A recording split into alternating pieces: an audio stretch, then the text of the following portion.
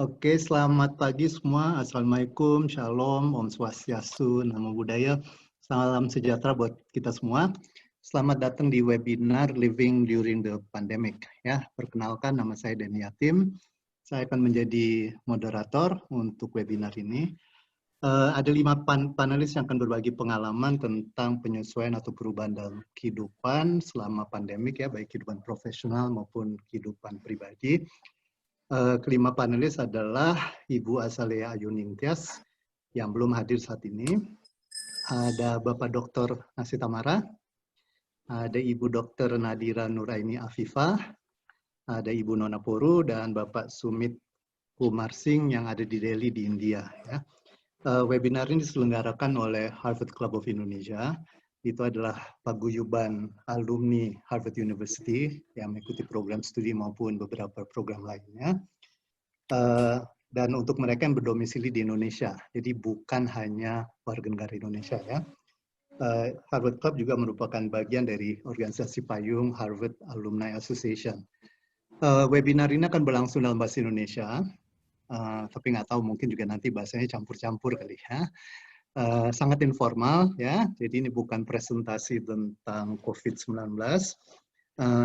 Khusus untuk panelis yang keempat atau kelima, nanti lihat urutannya, Bapak Sumit Kumar Singh yang kini ada di Delhi di India. Diskusi akan berlangsung dalam bahasa Inggris. So I just mentioned that Sumit will be doing a presentation in English, and for all the other presentation, I'll do my best to make a summary in the chat room for you to read. Ya. Sebelum kita mulai, saya ingin mengundang Ibu Nurul Luntungan yang adalah Vice President dari Harvard Club of Indonesia. Silakan, Pak Nurul. Terima kasih banyak, Mas Dani dan teman-teman sekalian. Selamat pagi semuanya. Terima kasih sudah bergabung dengan webinar Harvard Club Indonesia yang kedua. Tepat 2 bulan yang lalu, tanggal 16 Maret, kita juga menyelenggarakan webinar yang pertama mengenai COVID-19 dan bagaimana saat itu Indonesia menghadapi COVID-19 dari segi perspektif public health. 2 bulan dari hari tersebut, saya senang sekali mendengar teman-teman alumni dan dibantu dengan Mas Dani dan Mbak Nona sebagai the main organizer dari webinar hari ini, bagaimana alumni Harvard Club Indonesia menghabiskan waktunya menghadapi the new normal di era COVID-19 ini. Mengutip dari salah satu panelis di webinar yang terakhir, we will have to face short-term pain if we don't want to stay on a long-term uncertainty. Dan ada panelis yang juga menanggapi bahwa ya masa COVID dan social distancing di era COVID ini akan menjadi sangat painful untuk banyak orang.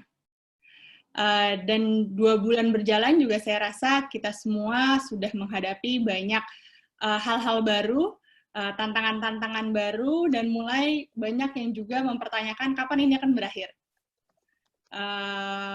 Meskipun kita juga banyak yang mengetahui bahwa masa COVID ini mungkin baru akan berakhir saat kita menemukan vaksinnya, jadi this might be the new normal.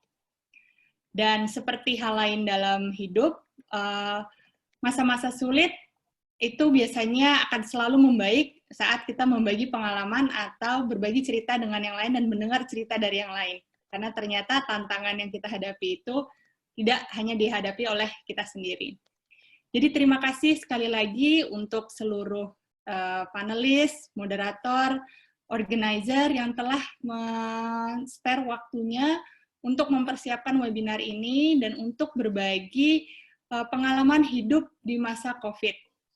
Saya yakin bahwa diskusi ini akan menjadi asupan yang sangat baik untuk kita semua dan juga memperkaya pengalaman kita dan menjadi berkah di bulan Ramadan bagi kita semua. Terima kasih banyak. Cukup sekian dari saya. I hope everyone is enjoying the webinar. Thank you. Oke, terima kasih banyak Mbak Nurul. Oke, kita seragam masuk aja ke diskusi panel, ya. Setiap panelis akan diberi waktu nggak sekitar, harus pasti 8 menit. Nanti pada menit ke-7 saya akan ingatkan, memang dibatasi waktunya supaya nanti kita punya cukup banyak waktu untuk tanya jawab, question and answers, dan juga untuk diskusi di pada bagian kedua dari webinar ini. Baik, bagi yang mau langsung bertanya pada saat presentasi bisa menulis saja ada tempat untuk Q&A di bagian bawah kalau Anda lihat, tapi kalau ada yang mau bertanya langsung bisa menunggu nanti setelah kelima panelis ini sharing apa yang mereka katakan ya. Rencananya tadinya mau dibuat urutannya adalah urutan abjad, cuman sayang sekali Ibu Azelia Ayunintias baru bisa hadir nanti sekitar jam 11 kurang. Jadi kita akan mulai lebih dulu dengan Dr. Nadira Nuraini Afifah. Selamat pagi, Mbak Nadira. Ya, Dr. Nadira saat ini masih tercatat sebagai mahasiswa Harvard T.H. Chan School of Public Health. Bahkan semalam masih ujian akhir semester ya. Nah, yang menarik adalah Dr. Nadira kan berbagi pengalaman sebagai mahasiswa di Harvard yang mendadak harus pulang ke Indonesia. Tapi juga yang menarik adalah Dr. Nadira terpilih sebagai commencement speaker, ya, jadi menjadi wakil mahasiswa dalam acara wisuda Harvard yang rencananya akan berlangsung kalau tanggal 29 Mei ini ya. Tanggal 28. 28. Oke, baiklah. Saya persilakan aja Mbak Nadira untuk presentasikan. Oke. Selamat pagi semuanya. Terima kasih para participants yang udah sign up dan sempatin hadir untuk nonton acara alumni Harvard Berbagi hari ini. Jadi seperti yang Pak Dhani bilang, memang saya yang mungkin sendirian di sini yang belum alumni ya Pak, tapi soon to be alumni. Saya bakalan share screen. Saya punya slide. Host disabled attendee screen sharing. Jadi kayak yang Pak Dhani bilang, saya saat ini sedang menempuh pendidikan Master of Public Health di Harvard T.H. Chan School of Public Health. Angkatan lulusnya 2020 ya, jadi memang soon akan alumni tanggal 28 Mei. Nah, saya bakal share kehidupan saya di Harvard, jadi mungkin banyak yang kalau dilihat di YouTube itu tentang aplikasi masuk Harvard dan lain-lainnya, tapi mungkin nggak banyak yang tahu gimana sih sebenarnya life at Harvard. Dan juga saya akan cerita sedikit tentang pengalaman saya bisa terpilih jadi commencement speaker untuk tahun ini. Oke, saya mungkin jelasin sedikit aja dulu tentang diri saya. Jadi, saya lulusan dari kedokteran UI, angkatan 2011, lulus di tahun 2017. Kemudian saya juga award di LPDP di tahun 2018. Dan akhirnya masuk ke Harvard T.H. Chan School of Public Health tahun 2019, dan programnya itu 1 tahun, makanya lulus tahun ini. Nah, untuk courses and requirements, jadi di Harvard itu Master of Public Health dibagi-bagi jadi beberapa department. Untuk saya ada di Global Health, dan saya ambil concentration juga di Nutrition. Jadi ada beberapa requirement nutrition yang harus saya penuhi, dan credits atau SKS-nya itu 45 minimum yang harus diambil. Makanya programnya bisa selesai dalam waktu yang relatif singkat. Nah, untuk di Harvard yang program saya itu memang nggak ada tesis, jadi karena kita programnya setahun, jadi cuma praktikum aja atau final project, dan itu nanti akan saya jelasin lebih lanjut. Nah, ini tadi udah saya jelasin dikit. Nah, memang kalau di Harvard itu juga salah satu keuntungannya, kita bisa cross-register program. Jadi, kalau saya kan di Harvard Public Health, tapi saya beberapa ngambil kelas juga di Kennedy School, di Business School, dan bahkan bisa ambil di MIT. Nah, Academic Advisor juga di-match banget sama profile saya, jadi, Jadi saya bisa, Academic Advisor saya kebetulan Muslim, jadi memang bisa jadi bapak kedua di sana dan lebih nyaman untuk cerita. Nah, untuk by numbers, jadi di Harvard School of Public Health itu ada 900 students dengan komposisi kira-kira 60% yang US citizen dan 40% internasional. Ini di kelas saya, jadi memang sangat diverse, dan di Master of Public Health itu ada 600 orang, jadi memang yang program paling banyak. Nah, tadi yang kayak saya cerita, memang saya itu nggak ada tesis, jadi adanya cuma praktikum aja. Dan praktikum ini sangat di-encourage untuk kita ambil di negara bukan negara asal. Jadi saya ambil di Tanzania waktu itu. Dan saya pergi ke sana kira-kira 16 hari, habis itu saya harus present di akhir. Ini tepat saat sebelum saya pulang karena COVID, dan juga saya diwajibkan untuk bikin poster untuk share ke teman-teman angkatan. Nah, jadi di Harvard memang banyak banget opportunities yang bisa didapatkan. Jadi ini slide-nya akan pictures aja ya sebenarnya gitu. Jadi saya sempat ikut hackathon di sana, jadi banyak sekali funding opportunities buat yang mau bikin startup atau mau mulai merintis company. Saya ikut hackathon di MIT, alhamdulillah Indonesia juara 1 waktu itu.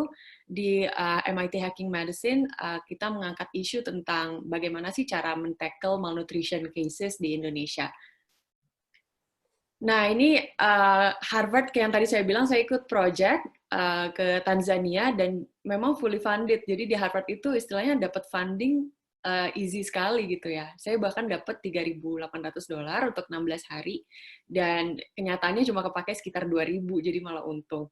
Dan di sana kita melakukan intervensi untuk anak-anak SMP terkait nutrisi di sana, dan bahkan kita ikut safari trip juga. Ini safari trip pertama saya selama hidup. Nah, enaknya juga mungkin ini jadi ajang untuk nostalgia juga ya untuk para panelis yang sudah alumni. Jadi banyak banget acara di setiap hari, discussion dengan para high-level individuals. Ini ada presiden dari Bulgaria, ini waktu saya ada kesempatan sama teman-teman sharing tentang proyek kami ke menteri-menteri dari Afrika, menteri kesehatan yang didatangkan ke Harvard Education School waktu itu. Dan ini mungkin ada beberapa yang udah nonton, saya wawancara Profesor Mark Lipsitch, salah satu pakar epidemiologis yang waktu itu sempat viral juga di Indonesia karena beliau bilang di bulan Februari mungkin seharusnya sudah ada 5 kasus COVID-19. Nah, tapi di Harvard tuh nggak cuma kita sibuk-sibuk pusing aja belajar, tapi banyak juga fun-free relaxing activities, ada painting class, saya latihan flute, ada Zumba gratis, dan ini sama teman-teman dari ASEAN dan dari Indonesia juga, Kak Monica, waktu kita ajarin angklung ke teman-teman Harvard School of Public Health. Muslim Society-nya juga lumayan jalan banget, ada musola di sana, dan ini semuanya juga Muslim, jadi cukup banyak orang Muslim di Harvard sebenarnya. Ini my last picture at Harvard waktu saya ulang tahun, dan seminggu kemudian harus pulang ke Indonesia for good, karena waktu tanggal 15 Maret akhirnya Harvard decide untuk move semua kelas online karena pandemik. Dan memang sampai sekarang itu katanya untuk sampai fall itu masih kebijakannya akan online class. Jadi untuk yang baru keterima, di-encourage untuk defer. Gitu. Nah, ini sedikit terkait commencement. Jadi memang kalau di kampus-kampus lain kan biasanya yang speech di wisuda itu orang-orang yang misalnya IPK tertinggi atau achievement-nya tertinggi. Nah, tapi enaknya di Harvard itu mereka ngadain student speaker contest. Jadi super fair, kita semua punya kesempatan yang sama. Kita bisa submit speech kita dan ikutan seleksi gitu. Nah, jadi terpilih nanti 1 orang untuk speech. Kira-kira kita akan submit speech, terus ikutan beberapa coaching session dengan, ini ada namanya Mimi Goes. Mimi Goes ini salah satu CEO dari perusahaan komunikasi, dan habis itu di-record sama kameramen atau videographer dari Harvard. Nah, jadi kira-kira ada 152 yang submit speech, kemudian 20 kesempatan untuk coaching, 6 orang untuk lanjut ke video submission selection, video submission audition, habis itu 1 orang untuk terpilih mewakilkan sekolah untuk commencement speech. Dan ini banyak banget revisi yang saya lakuin, dan banyak sekali coaching session yang saya lakukan untuk sebelum saya akhirnya bisa ngasih speech. Nah, ini alhamdulillah akhirnya terpilih untuk ya sekalian representing Indonesia juga. Lumayan bangga, dan mungkin berhijab juga kali ya, jadi agak membanggakan juga. Ini pengumumannya, dan memang harusnya kayak gini sih, jadi harusnya di podium, terus sama beberapa faculty, ditonton sama orang tua, tapi akhirnya cuma di apartemen dengan alat seadanya, dan untungnya saya udah beli regalia juga sih, udah beli toga, jadi at least masih bisa ngerasain hype wisuda.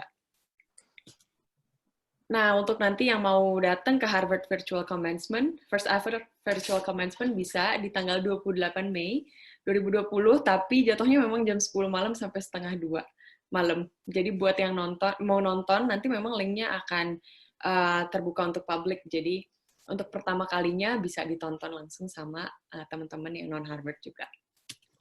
Oke, sekian. Terima kasih. Maaf tadi ada difficulties. Thank you. Oke, terima kasih banyak. Menarik ya. Yang buat saya cukup menyedihkan ya, last picture-nya pas ulang tahun lagi ya. Iya. Terima kasih udah di-share. Jadi kali ini wisuda Harvard terbuka untuk umum ya, terbuka untuk umum di seluruh dunia karena sekarang segala sesuatu bisa dilakukan secara daring ya. Betul, Pak. Oke. Selamat ya. Nanti tanggal 28 saya harus nonton itu ya. Panelis berikutnya ini Bapak Dr. Nasir Tamara. Selamat pagi, Bung Nasir. Oke. Bung Nasir. Selamat pagi, Dani. Ya. Oke, pagi juga. Dulu adalah postdoctoral fellow di Harvard Weatherhead Center for International Affairs tahun 1984 sampai 85 ya. Saat ini adalah Ketua Persatuan Penulis Indonesia, Satu Pena, dan apa yang akan di-share oleh beliau adalah berbagi pengalaman menghimpun para penulis di masa karantina ini. Ya, silakan Bung Nasir. Selamat pagi semuanya. Di Jakarta masih pagi, saya di rumah pagi ini. Tadi malam sudah latihan Zoom nih sama 5 orang. Jadi mudah-mudahan hari ini semuanya lancar. Oke, saya di Harvard itu sesudah ayahnya Menteri Pendidikan Kebudayaan, Nadiem. Jadi namanya ayahnya itu Pak Nono Anwar Makarim. Nah, jadi biar kita nyambung dulu nih. Pasti kalau Nadiem semua kenal kan, karena Gojek prestasinya luar biasa, mengantar dia menjadi seorang Menteri Pendidikan dan Kebudayaan. Itu luar biasa. Dan saya di program yang sama dengan ayahnya Nadiem itu, Pak Nono Anwar Makarim, di Weatherhead Center for International Affairs, di mana buat orang-orang yang banyak menulis masalah hubungan internasional, ada nama-nama yang misalnya dikenal. Satu, profesor saya namanya Samuel Huntington. Dia menulis sebuah buku yang menjadi sebuah tonggak, namanya The Clash of Civilization, yang idenya adalah sesudah runtuhnya kekuasaan negara-negara komunis Uni Soviet, maka konflik itu tidak akan berakhir, tetapi konfliknya dalam bentuk-bentuk persinggungan antar peradaban, antar agama, antar budaya. Jadi titik singgungnya di situ. Dan saya rasa konflik yang besar seperti Perang Dunia Kedua, waktu itu nggak terjadi. Tapi konflik-konflik kecil yang kita rasakan seperti sekarang ada di mana-mana, dan akhirnya juga kita masuk ke dalam sebuah pandemi karena terjadinya konflik antara manusia dengan alam. Oke, nah pada waktu pandemi mulai, sebelumnya ini alumni Harvard itu ngumpul di tempat saya di Jogja, bikin acara belajar merdeka ya. Dan sesudah kita pulang semua ke tempat masing-masing ya Dani, baru kita tahu bahwa di Tiongkok sana yang cuma 3 jam kalau kita terbang 4 jam gitu, sudah terjadi lockdown gitu kan. Sudah ada sebuah virus yang nggak dikenal. Dan yang kita tahu waktu itu sangat sedikit. Virus ini nggak sama seperti yang ada sebelumnya. Dan kita nggak tahu kapan berakhirnya. Nggak ada obatnya, nggak ada vaksinnya, gitu kan. Jadi apa yang masih dilakukan? Berapa lama kita akan diminta untuk tinggal di rumah aja? Nah, jadi apa yang saya lakukan? Pertama, saya masih aktif kerja. Saya direktur dari sebuah perusahaan tekstil yang sering banyak di percakapan di Harvard Club lah, karena yang pertama bikin masker anti-COVID dan membuat alat pelindung diri yang semuanya buatan Indonesia. Karena pada waktu COVID itu sudah terjadi, kita mulai melakukan riset sendiri di pabrik kita di Sukoharjo, di Solo. Jadi seharusnya pagi ini saya rapat direksi nih. Tapi waktu saya minta izin, ini Harvard nih anak-anak muda, ini minta kita ngobrol pengalaman, jadi minta izin, saya diizinkan. Jadi adanya pandemi ini membuat saya tinggal di rumah aja udah lebih dari 2 bulan. Karena nggak boleh kemana-mana mematuhi peraturan pemerintah. Apa yang saya lakukan? Ya, tetap aktif bekerja, tetap mengurusi pabrik dengan teman-teman yang pegawainya ada 50.000 orang, 80% dari pekerjanya itu buruh, tersebar di banyak provinsi, gitu kan. Dan alhamdulillah, kita mengusahakan supaya tidak terjadi PHK, dan itu berhasil. Dan keputusan bahwa tidak akan ada PHK, kita akan fight buat semua pegawai kita. Karena kemanusiaan itu yang paling penting. Dan kemanusiaan ini juga yang menjadi topik dari buku bersama yang kita tulis bersama para alumni Harvard. Ada 5 orang yang ikut. Itu satu Dani Yatim, saya sendiri, Novalia, Ibu Sidrotun Naim, Pak Irwan Julianto, yang ikut menulis di dalam buku yang judulnya Kemanusiaan dalam Era Corona. Dan akhirnya kita bicarakan dulu bagaimana membuat buku itu. Ya buku itu cuma pakai teknologi yang sangat simpel, ada WA Group, namanya WA Group anggota Satu Pena, Perhimpunan Penulis Indonesia. Lalu kita bicara, oke, kita bikin buku bareng yuk, supaya kita nggak bete dan kita nggak membuang-buang waktu kita. Tapi terutama supaya kita ada semacam sebuah memori of human being pada menghadapi masalah-masalah yang susah. Generasi saya itu tentunya udah mengalami banyak sekali masalah penyakit ya, dari malaria, kemudian AIDS, SARS, kemudian sekarang pandemi. Jadi saya udah bisa cerita banyak bagaimana kita survive dari itu semua. Tetapi dengan menulis bersama, kita membentuk suatu kekuatan kolektif dari orang-orang yang berpikir sama. Bagaimana kita menyelamatkan diri pertama kali, menghadapi ini semua, secara kesehatan dan secara mental. Karena orang yang biasa aktif dan biasa berkeliling, saya biasanya setiap minggu terbang. Kali ini udah 2 bulan lebih saya nggak kemana-mana.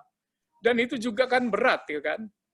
Jadi apa yang dilakukan, yaitu terus berhubungan dengan teman-teman, meyakinkan, ayo nulis buku yang serius. Bukunya itu ada pedomannya, ini, jangan sembarangan. Jadi kalau bisa buku ini terdiri dari 3. Buku yang pertama, bukan buku pertama, bukunya 1, ada 3 bagian isinya. Yang 1 tentang semua kajian ilmiah, esai tentang COVID. Yang kedua, puisi-puisi yang dibikin oleh para penyair. Dan yang ketiga adalah cerita pendek yang dibikin oleh para sastrawan. Nah, tadinya dipikir mungkin yang akan ikut cuma 50. Tapi akhirnya mencapai 100 dan 110. Tadinya dipikir paling buku ini hanya tebalnya 500 halaman. Sekarang, Dani, tebalnya sudah hampir 1000 halaman. Jadi bayangkan sulitnya mengedit, mengcopy edit, membuat dummy dari semua. Karena dalam buku itu kan titik koma mesti benar, sintaksis mesti benar, tata bahasa, gaya bahasa. Dan ini pengalaman baru, karena 110 orang ini nggak pernah nulis buku bareng sama-sama, bahkan menulis artikel bareng pun belum pernah gitu kan. Ya, jadi bayangkan, tapi ya ternyata semuanya entusias. Tolong kalau bisa itu foto yang ada Dani, ada Sidrotun gitu kan, Nova ditonjol, ditayangkan Dani. Ya, sebentar. Lagi mau diusahakan sama Mas Faisal ya. Oke. Nah, jadi ini pengalaman luar biasa. Kalau nanti buku ini jadi, dan insya Allah jadi, karena kita sudah dapat penerbit. Dan usaha saya sebagai seorang editor adalah juga menemukan penerbit. Kita menghubungi 3 penerbit besar. Pertama Kompas, yang kedua kelompok Agromedia. Tapi dua-duanya hanya mau melihat naskahnya dan kemudian diterbitkan dalam bentuk e-book. Namun penerbit kita yang paling tua punya negara, Balai Pustaka, langsung setuju, mungkin karena presiden direkturnya juga penulis, seorang pembuat pantun syair yang sangat hebat. Anggota Satu Pena juga. Jadi waktu kita bicarakan, beliau setuju. Dan ini hari ini saya dengar itu proofreading itu udah selesai dan Adami udah dibikin dan mudah-mudahan itu udah minggu depan itu proses mulai dicetaknya itu udah bisa dimulai dan teman-teman yang membutuhkannya itu bisa melakukan PO (purchasing order) mulai minggu depan karena udah tahu berapa harganya. Alangkah bagusnya kalau teman-teman dari Harvard juga bisa memberikan hadiah lebaran berupa buku ini. Dan sekarang ini untungnya semua teknologi ini membantu kita sehingga tetap aja buku itu bisa dikirim dengan Gojek semuanya. Dan Balai Pustaka ini penerbit yang sangat terbitnya tahun 20 dan banyak sekali para sastrawan dan penulis-penulis besar, ide-ide besar telah lahir di kandungan Balai Pustaka yang merupakan sebuah BUMN. Nah, apa yang saya lakukan supaya saya tetap sehat? Ya, saya nggak kemana-mana gitu, cuma jalan kaki sekitar kompleks, kemudian perkuat daya tahan tubuh dengan tentunya makan vitamin, olahraga, makanan yang sehat, minuman yang sehat, cukup tidur, dan aktivitas nggak pernah berhenti. Kelihatannya bahkan dengan di COVID ini, saya lebih sibuk dari sebelumnya. Dari pagi, jam 8 sudah mulai berpakaian, mulai kerja, sampai dengan malam, sampai jam 8, 9 malam itu masih terus banyak kegiatan. Nah ini lihat foto-fotonya. Dani, ada tunjuk Dani yang lain-lain Dani, ayo.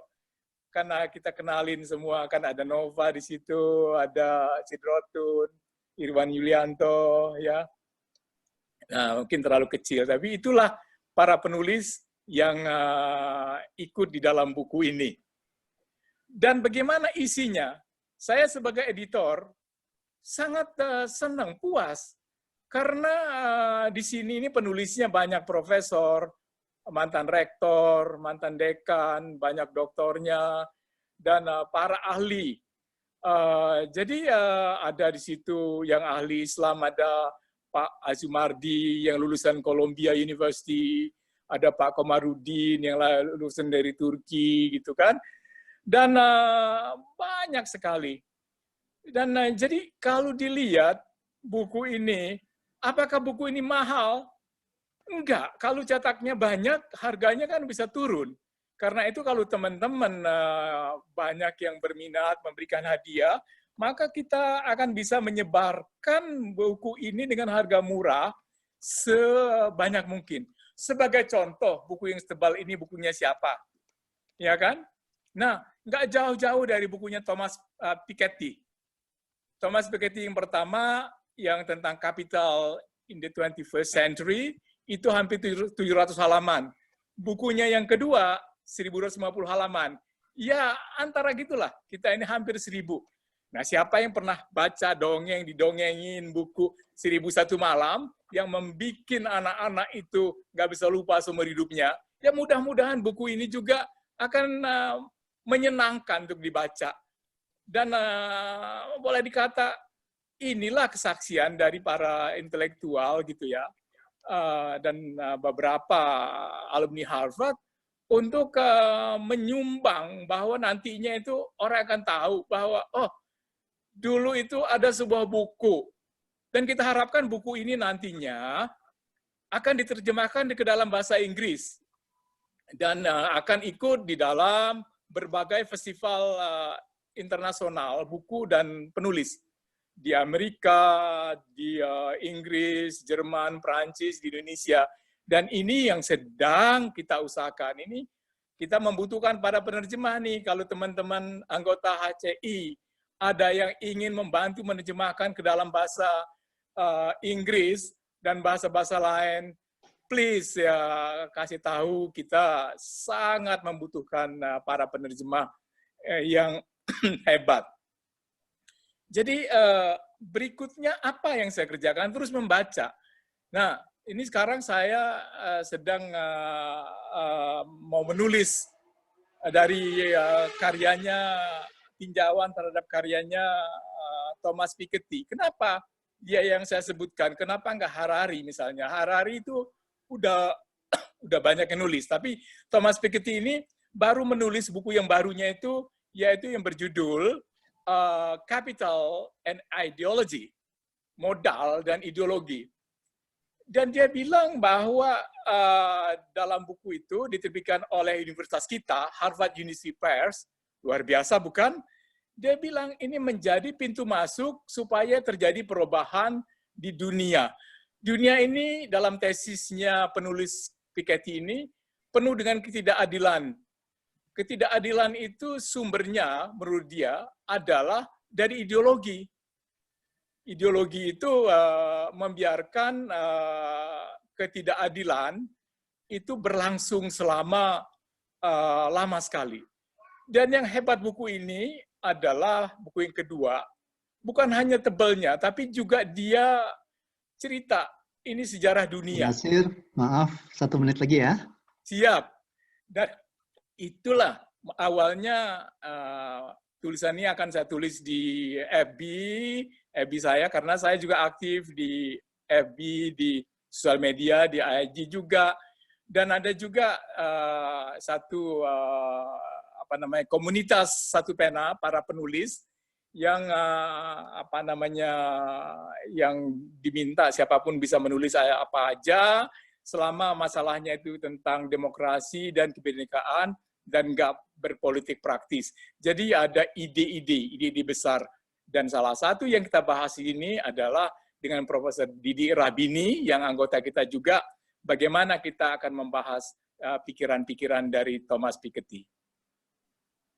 Cukup, Dani? Oke, nanti pasti akan banyak pertanyaan untuk diskusi ya. Oke, terima kasih banyak Bung Nasir. Terima kasih, Dani. Ya, sekedar info aja, judulnya itu terinspirasi oleh novel dari Gabriel Marquez, ya, Love in the Time of Cholera. Tapi saat ini bukan kolera, tapi saat ini adalah corona ya. Wah, buku bagus sekali, bikin nangis deh kalau buku itu. Oke, baik. Kita akan berikutnya ke panelis yang ketiga ya. Ini adalah Ibu Nona Poru. Selamat pagi Nona. Saya panggil nama aja soalnya teman baik ya. Ya. Ibu Nona alumni Harvard Graduate School of Education tahun 1992. Dan sekarang adalah Executive Director di The Learning Farm. Apa itu The Learning Farm? Biar nanti Ibu Nona yang bercerita ya. Tapi yang menarik adalah cerita bagaimana Ibu Nona bisa melakukan sesuatu ya, make impact ya, untuk kaum muda marginal yang ada di The Learning Farm melalui kegiatan-kegiatan pertanian organik. Silahkan Ibu Nona. Oke, selamat pagi teman-teman semua, panelis maupun para peserta. The Learning Farm adalah sebuah institusi non-profit yang berdiri sejak 2005. Tadinya kita mau punya sedikit selebrasi di tahun ini karena kita memasuki umur 15 tahun di bulan Oktober nanti, tapi dengan kondisi sekarang kelihatannya banyak hal akan berubah. Jadi The Learning Farm ini didirikan dengan maksud untuk empowering vulnerable youth across Indonesia untuk menjadi member society yang bisa produktif. Idenya sebetulnya lebih ke bahwa banyak anak-anak di seluruh Indonesia, anak muda khususnya. Saya boleh minta yang visinya, Dan ini udah masuk ke program yang ditayangkan, yang visi. Ada yang visi The Learning Farm. Saya sengaja ambil yang bahasa Inggris supaya bisa komunikatif karena saya presentasinya dalam bahasa Indonesia. Jadi umumnya anak-anak yang kurang mampu dari berbagai macam latar belakang. Yang kita maksudkan dengan vulnerable youth itu adalah anak-anak yang putus sekolah, anak-anak yang anak-anak jalanan, anak-anak yang anak muda yang pernah menggunakan drugs, korban konflik, baik itu konflik sosial budaya, tapi juga korban dari natural disaster misalnya. Jadi kita punya alumni yang tersebar di seluruh Indonesia dan di Timor Leste, karena segitu spreadnya remaja umur 15 sampai 25 tahun yang berproses dengan kita secara tinggal bersama. Jadi ini adalah program berasrama yang ditujukan untuk anak-anak muda umur 15 sampai 25 tahun yang tidak punya, yang kita bilang kita memberi mereka kesempatan kedua, second chance in life. Jadi kita punya alumni yang dulu internally displaced dari proses waktu masa ininya Timor Leste, dan ada yang memilih untuk tinggal di Indonesia, dia alumni kita tinggal di sini, tapi juga ada yang memilih pulang, sehingga karena itu alumni kita juga tersebar di total sekarang ada sekitar hampir 1.400 alumni tersebar di 29 provinsi di seluruh Indonesia. Jadi di sini kita punya 2 program besar, program 100 hari dan program 200 hari. Boleh klik di yang program, Deb, yang pertama tadi ditayangkan. Nah, pendekatan yang diberikan itu memang pendekatan organik, based on premise bahwa anak-anak yang mengalami trauma dalam perjalanan hidupnya itu melalui proses bergelut atau berinteraksi dengan alam, ini adalah healing proses mereka. Nah, jadi itu juga kalau kita lihat di mission-nya itu adalah establishing a safe, nurturing, and productive learning environment, itu dengan instilling essential life skill and core value through the learning medium of organic farming. Karena kita ingin mendevelop remaja, anak muda yang environmental, yang responsibly. Itu jadi mereka kalau pulang, mereka akan bercocok tanam atau mengembangkan dirinya dengan alam sebagai istilahnya key precursornya. Misalnya beberapa alumni kita itu datang dari Kalimantan yang mengajarkan komunitas di sana untuk tidak melakukan lahan berpindah, karena pada dasarnya mereka bisa tidak melakukan lahan berpindah, dengan demikian sensible to the environment, dan yang membuat perlindungan terhadap hewan maupun lingkungan itu bisa terjadi. Jadi seperti yang ada di caption, kita punya basic farming, tetapi di dalamnya itu jadi 60% itu adalah farming, 40% adalah life skill. Ada computer, ada job skills, ada life skills, ada business skills, ada bahasa Inggris, dan organic farming itu sendiri. Untuk farming, kita punya tim sendiri yang tinggal bersama-sama dengan anak-anak itu di fasilitas di farming kita di Cianjur. Yang 40% itu diberikan oleh para partner kita, NGO partners maupun korporasi dan institusi lainnya yang memberikan berbagai macam skills lainnya. Pricewaterhouse misalnya membantu anak-anak untuk bagaimana job skills, bagaimana membuat CV. Teman-teman dari Gunadarma mengajarkan komputer. Denny, salah satu volunteer di The Learning Farm juga, lebih mengajarkan pada healthy lifestyle ya, Den, ya. Jadi bagaimana anak-anak itu mampu mengembangkan lifestyle yang lebih sehat, termasuk di dalamnya Nadira adalah nutrition.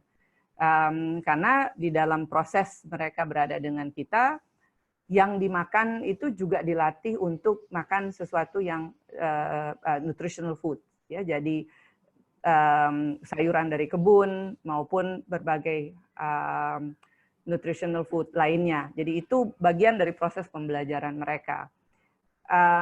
Jadi anak-anak ini datang dari seluruh Indonesia, dan mulai 2016 kita juga welcoming refugees, bekerja sama dengan UNHCR kita juga me-welcome refugees, khususnya refugees yang adalah masuk dalam kategori yang disebut dengan unaccompanied youth. Jadi mereka yang dikirim oleh orang tuanya simply supaya mereka bisa survive. Jadi entah karena orang tuanya, salah satu member of family-nya sudah menjadi incaran, sudah ada beberapa cerita yang cukup ironis ya, bagaimana ayahnya misalnya ditembak di depan dia. Kita bicara soal pengungsi dari Afghanistan, Benin, Somalia yang ada di kita. So far, jadi itu juga sejak 2016 ada pengungsi yang ikut dengan kita. Nah, funding itu kita yang mencarikan, jadi mostly dari individual yang mau mengambil anak-anak ini untuk dibiayai, maupun juga corporate funding dan organisasi non-profit yang lainnya. Saat ini kalau kita bicara challenge-nya adalah banyak dari funding commitment yang memang sebetulnya sudah committed di awal 2020, kemudian tidak bisa terlaksana dan ada yang digeser ke 2021, ada yang kita juga tidak tahu statusnya bagaimana. Jadi kita kemudian harus bekerja lebih keras untuk bagaimana mencarikan funding untuk masih tetap bisa menjalankan organisasi ini yang sudah 15 tahun berdiri. Saat ini juga anak-anak sebetulnya 2 hari yang lalu saya baru pulang juga dari Cianjur menghadiri graduasi mereka. Kita saja yang ada di situ. Jadi Nadira mereka masih sedikit lebih beruntung dengan ada graduasinya karena memang mereka sudah kita self-contained sejak Maret. Jadi hal pertama yang kita lakukan, the first action itu adalah closing the farm. Kita close farm sejak 15 Maret. Ada jadwal Denny mengajar yang akhirnya tidak jadi karena kita sudah close farm-nya. Dan apply no guest policy. Nah, challenge-nya kalau kita bicara adalah porsi yang mestinya biasanya juga diajarkan oleh volunteer, seperti salah satunya Denny itu, maka mau nggak mau staff yang ada di dalam situlah yang harus melakukannya sendiri. Saya kemudian juga harus bukan terpaksa, mau tidak mau mengisi sessionnya Denny tentang healthy lifestyle misalnya. Mengisi juga komunikasi. Di sisi lain kita menambahkan jam untuk counseling. Karena mereka juga berada dalam situasi yang sama seperti kita. Ada stres, ketidakpastian. Kalau setelah graduasi, are they going home atau tidak? Dan yang posisinya saat ini memang karena PSBB dan Jawa Barat itu sangat ketat, saya kalau ke farm harus membawa hasil tes negatif saya yang ditunjukkan di checkpoint untuk baru saya diizinkan untuk lewat dan ke farm. Saya biasanya visiting farm itu seminggu sekali. Jadi challenge-nya di situ menyediakan mencari sumber funding baru yang sampai sekarang kita juga masih struggle. So anyone yang tertarik untuk mensupport kita, karena kita sudah juga mencoba melalui platform seperti kita bisa dan Benih Baik, tetapi kita kurang dilihat seksi dan kurang dianggap kurang urgent dibandingkan dengan applied for funding yang lain. Jadi sampai sekarang funding yang kita dapatkan melalui crowd funding platform itu boleh dibilang zero. Nah, hal lain yang menjadi challenge di tempat kita juga adalah crime rates naik di seputaran farm. Sementara farm kita adalah farm yang terbuka. Sehingga sekarang setiap malam anak-anak secara bergiliran melakukan ronda untuk memastikan bahwa intrusion itu bisa kita minimalisasi. Walaupun kemarin waktu saya ada di sana, ada penyerangan ke greenhouse kita yang kemudian dirobek. Saya nggak tahu sebenarnya orang mau cari apa di greenhouse, tapi mungkin orang kalau dalam situasi yang desperate, lalu apapun diusahakan. Sehingga keamanan menjadi salah satu challenge kita. Pak Nasir masih sangat beruntung karena it's a business dan bisnis yang berjalan, tidak harus mem-PHK-kan staff. Kami dengan berat hati harus meminta mundur 2 orang staff inti dan 1 staff cadang yang sifatnya semi volunteer, karena memang funding yang tersedia sangat terbatas dan kita fokuskan lebih pada pembelajaran dan anak-anak itu sendiri. Challenge yang lain adalah juga bagaimana keeping the insanity of keluarga dari anak-anak ini. Sehingga secara berkala kita dengan partner organisasi yang ada di berbagai daerah mencoba melakukan pertemuan lewat Zoom di mana orang tuanya secara 3 atau 4 keluarga itu hadir di kantor Wahana Visi misalnya sebagai salah satu partner kita yang ada di NTT untuk bisa bercakap-cakap secara langsung dengan anaknya yang kita fasilitasi. Jam konseling kita tambahkan, baik yang konseling yang sifatnya kelompok maupun yang individual counseling. Jadi itu yang mungkin saya bisa share tentang The Learning Farm. Challenges yang kita hadapi di farm anak-anak, tapi yang saya mungkin menjadi pembelajaran untuk saya dan juga teman-teman staff yang lain adalah resilience mereka yang luar biasa kalau menurut saya. Jadi kemarin pun saat graduasi mereka masih ingin menampilkan berbagai macam kesenian dari masing-masing daerahnya. Karena yang juga menarik kali ini kita justru 90% siswa asalnya dari luar Jawa. Kita punya sekitar 12 orang dari Kalimantan, dari berbagai daerah di Kalimantan, sekitar 5-6 siswa dari Sumatera, mulai dari ujung Aceh sampai Lampung. Kita punya 11 orang dari NTT, umumnya dari sekitar Flores dan Timor, Pulau Timor dan Pulau Flores. Ada 4 anak Papua, ada 3 anak Maluku dari Pulau Ambon maupun Pulau Seram, dan juga dari Sulawesi Selatan dan Sulawesi Barat. Justru yang dari Pulau Jawa kali ini cuma ada sekitar 3 atau 4 orang dari total 45 anak yang saat ini ada bersama-sama dengan kita.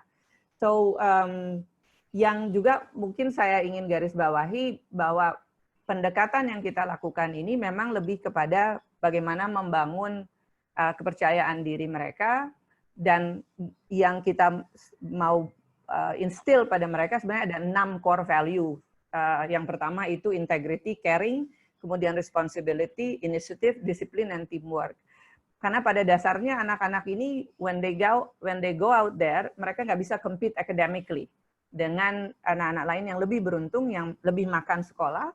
So what are they competitive advantage? Adalah sikap hidup yang lebih baik, nilai-nilai yang mereka pegang, dan inilah yang selama ini kalau kita lihat pada impact evaluation yang kami kerjakan, mostly orang-orang yang mempekerjakan alumni kita, baik yang ada di bekerja secara independen maupun yang bekerja dengan orang lain, that value yang mereka lihat sebagai sesuatu yang menarik bagi anak-anak ini, yang umumnya pada saat datang itu agak dilihat sedikit pesimis karena anak-anak ini bertindik, ada yang bertato dan sebagainya. Jadi ini closing saya di situ. Jadi yang ingin kita instill pada mereka itu lebih kepada bagaimana mengembangkan nilai hidup, sikap hidup yang positif sehingga mereka bisa menjadi a contributing members of society. Terima kasih, Dan. Oke, terima kasih banyak Ibu Nona. Cerita yang menarik sekali ya tentang The Learning Farm ya. Oke, sekarang kita ke panelis yang keempat, Bapak Sumit Kumarsing, and now I'll speak in English. Good morning, Sumit. Yeah, I know it's still early morning in Delhi right now. Yeah. Sumit Kumarsing joined the Senior Executive Leadership Program at the Harvard Business School in 2019. He is also the Assistant Vice President at Bukalapak. Yeah? But when the pandemic hit Indonesia in early March, he decided to leave Jakarta and return to his hometown in Delhi in India. So let us hear your story. The story is very exciting and very short-lived. But thank you so much for having me here, everyone, and thank you for joining us early morning on a Saturday. I know people in Jakarta typically have Friday nights longer than usual, so getting up on a Saturday morning is difficult. But thank you so much for giving me this opportunity. So my Jakarta story is actually pretty short-lived. I came in January and it's March and I'm already back in India, thanks to the COVID-19 situation. As luck would have it, we're all working from home. Thankfully, we are fortunate that we can still work from home. We're trying to manage as much as possible. We're doing things, but not having a personal connect, not being able to walk up to the colleague, catch up on a coffee, have a fireside conversation, often leads to the gaps and misunderstanding, which is obviously not very constructive to the business, if I can call that. And the way you would have it, you would have to rely on notes. You need to rely on black and white emails, which are often extremely unemotional. So you miss out so much in the translation that ways. So we're trying to do as much as possible here, but as you would imagine, thanks to the way the whole ecosystem is now developing, e-commerce has taken some hit in the beginning, and where Bukalapak is right now focusing its category C and D. A lot of people have lost their jobs. People in Indonesia have, especially the base of the pyramid, has been majorly hit, and this is one segment wherein they need a lot of our help from each one of us as much as possible. So if you could possibly pay, you could pay your mates for probably another 2 months, wherein probably you're not, not giving them access to your homes, or if you've been using a particular driver and you don't need him now, if you could just pay him. That's basically the segment which is mostly hit.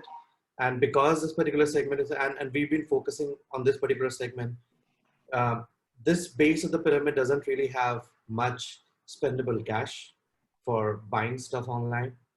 And they've been used to eating three meals a day out of their home. They don't really cook at home. But things are difficult. The whole business, so to say, is seemingly difficult. But as every opportunity, there is, as every downfall, there is also an opportunity. So what I chanced upon is that I realized that there are so many webinars that are happening. Like we are right now sitting in one webinar as such. And there are so many bodies, people are trying to come together, they're trying to share information, they're trying to help each other learn and develop and support each other. There is a distribution and a discovery asymmetry, which is often leading to many blind spots not being uncovered. A lot of webinar, there is an app screenshot here as well that I'll probably share with you. So what's happening is that there are a lot of people who are trying to organize webinars, which they've been, thank you so much, Fazal, for sharing that. I'll probably give a demo of that particular application soon. So people are trying to organize webinars. They don't know where the audience is. Audience wants to attend webinars and they don't know which particular webinars to attend to, what topics do they want to attend to. They don't know which organizations are basically attending the kind of webinars that they want to attend to. Imagine it's something like an IMDb, wherein you have the star rating for which organizations are doing. Do you want to really, do you want to attend to financing or fundraising kind of a webinar and you don't know which way do you want to go to? Not everybody has an access to VC Circle, for example, or Howard Club of Indonesia, maybe wanting to raise some funds and invest in a few startups, but you don't know which startups are there. So that's basically trying to, do that. Can I get the access to present my screen, Mas Denny? What is that? Can I get the control to present my screen? Okay. Yeah, think Okay. you put.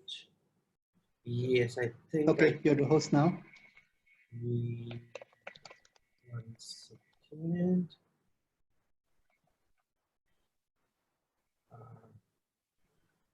I'm not sure if it's working.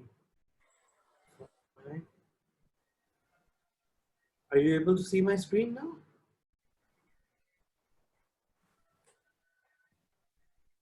Not yet. Not yet.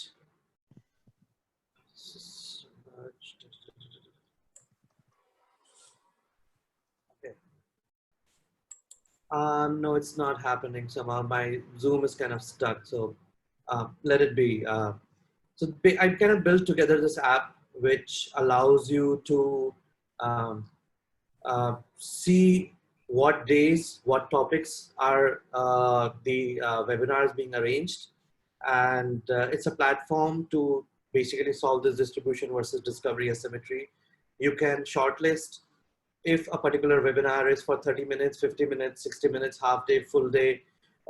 Topics are essentially, driven and broken against art and craft, business strategy, career, finance, legal, mind and soul, kids, motivation, music, product management. So all possible webinars that you can think of. It's a DIY platform. It's an open platform for anyone who would want to upload a particular webinar and you want to find your audience out there. We've seen a great growth, thankfully. Just about 2 weeks old, and we've seen about 2,300 users on the platform already, with over about 300 events listed. If all goes good, probably we are on the way to creating the next TripAdvisor of sorts. So instead of making your plans for travel, given that we are in a lockdown situation, you may want to plan how you want to spend your day. We are adding a few new features to the application, wherein you should be able to send send a particular webinar information to your friends and family on a social network. And I'm also introducing a few country menus to that, so that in case if you want to attend to a webinar which is hosted in US or in UK time, and you want to attend that, all of this will be published to your local calendar. And how your local calendar starts to look like is that if it's 3 a.m., if it's 3 p.m. in US, what does the time basically translate to Indonesia time or India time, and it all fits automatically inside the app. So that's one thing which I'm working on, and I chanced upon it. I haven't raised any seed funds at this point in time. I'm looking, hopefully, once I get a sizable mass, we are already about 2,300 users. Hopefully, when we are by the end of this month, we'll be 5,000 users. And that's perhaps when I'm looking to go for my first seed round. I'll probably reach out to a few of you guys to help me raise the funds if possible. And once when the market is open, probably I'll be back in Jakarta and would want to see as many of you guys in person as possible. So yeah, that's in a nutshell my story. I would want to come back to Jakarta. It's a great city. Great people. I absolutely love my time spending time knowing Danny, Mas Nasir, Nurul, and all the other people in Harvard Club of Indonesia. I think, but as luck would have it, I'm in India. I'm back in India because family needed me here, and times are uncertain. Truly, as Professor Dumbledore in Harry Potter would say, "These are dark times, no denying." But happiness could be found in the darkest of the times. I would still stay happy and positive, and I still believe in the strength of humankind that we'll come out of this much stronger. Okay, thank you, Sumit. I like that quote from Dumbledore. Yeah, so we already have our next panelist here, Zalia Ayuningtyas. But I just want to remind the other panelists, especially Mbak Nadira and Pak Nasir, there are already questions for you. So have a look at it in the Q&A section. Maybe you can answer later. Yeah. Okay. Selamat datang, Mbak Ayu. Yeah. Mbak Azalea Ayuningtyas. Hai pagi. Mbak Azalea Ayuningtyas ini adalah alumni dari Harvard School of Public Health pada tahun 2013 ya. Mbak Ayu adalah co-founder dan CEO dari Duanyam. Apa itu Duanyam? Biar nanti Mbak Ayu aja menjelaskan ya. Tapi yang juga menarik adalah banyak penyesuaian harus dilakukan selama masa karantina, masa pandemik ini. Mari kita dengarkan ceritanya. Silakan, Mbak Ayu. Ya. Terima kasih banyak, Mas Dani, untuk undangannya, untuk bisa sharing tentang kehidupan dan penyesuaian selama pandemi ini ya. Nama saya Azalea Ayuningtyas, biasa dipanggil Ayu, lulus dari Harvard School of Public Health. Sekarang saya aktif menjalankan social enterprise bernama Duanyam. Kita bergerak di bidang pemberdayaan perempuan lewat promosi budaya dan kerajinan tangan sih gitu. Saat ini lebih banyak aktif itu di Indonesia Timur, jadi di NTT, di Papua, dan tahun ini kita juga masuk ke Kalimantan Selatan gitu. Ini full screen dulu. Oke. Ini saya mainkan video 1 menit dulu sebentar. Tukandai Tobo tena tena tukandai Tede koi ilenapo Tobo tena tena tukandai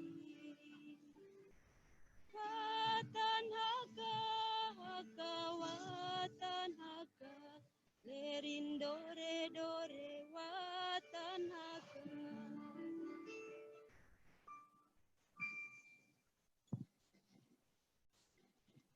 Ya, tadi bisa dilihat ya videonya semua ya. Oke, nah itu sekilas aja memberikan konteks tentang Duanyam. Kemudian saya ada sebenarnya untuk foto-foto aja sih, slides juga untuk memberikan ilustrasi aja seperti apa sekarang kehidupan bekerja dengan komunitas di daerah-daerah terpencil sebenarnya dengan tim-tim yang di mana-mana ya, ada di NTT, ada di Jawa, di Jogja, di Jakarta gitu, di Kalimantan. Nah, mungkin saya akan coba share screen lagi sambil cerita-cerita. Oke. Ya. Oke. Nah, jadi ya pertama-tama mungkin tadi udah kasih sedikit aja gambaran tentang Duanyam lewat videonya supaya ada konteks di mana kita kerja, dengan siapa kita bekerja gitu. Saat ini Duanyam bekerja dengan lebih dari 1.200 perempuan penganyam.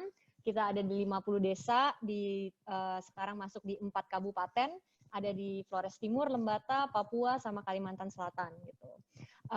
Kita berpartner dengan hotel, perusahaan, events untuk menyediakan produk-produk kerajinan yang berkualitas dan punya dampak sosial gitu.